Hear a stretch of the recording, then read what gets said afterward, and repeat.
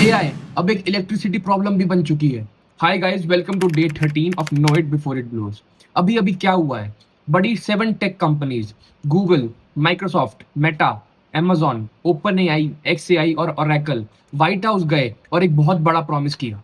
देखो, शॉर्टकट में समझाता हूँ।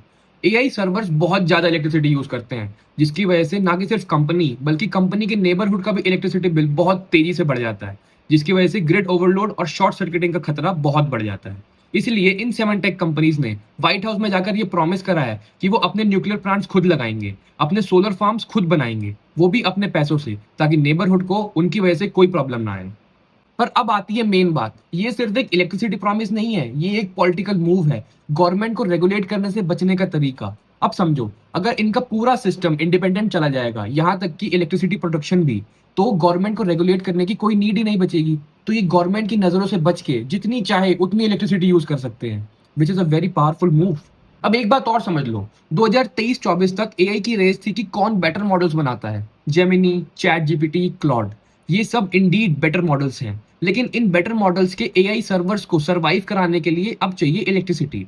और यहाँ पे हम कुछ छोटी मोटी इलेक्ट्रिसिटी नहीं, बहुत ज्यादा अमाउंट में इलेक्ट्रिसिटी की बात कर रहे हैं। सो अब इन सब कंपनीज के लिए बॉटलनेक इलेक्ट्रिसिटी हो गई है। अब एआई रेस है, जिसके पास ज्यादा इलेक्ट्रिसिटी होगी वही बेटर प्रोडक्शन और बेटर मैनेजमेंट कर पाएगा। क्योंकि देखो, बात अब सिर्फ इतनी सी है, ज्यादा इलेक्ट्रिसिटी, ज्यादा सर्वर्स, ज्यादा प्रोसेसिंग पावर और बेटर एआई मॉडल।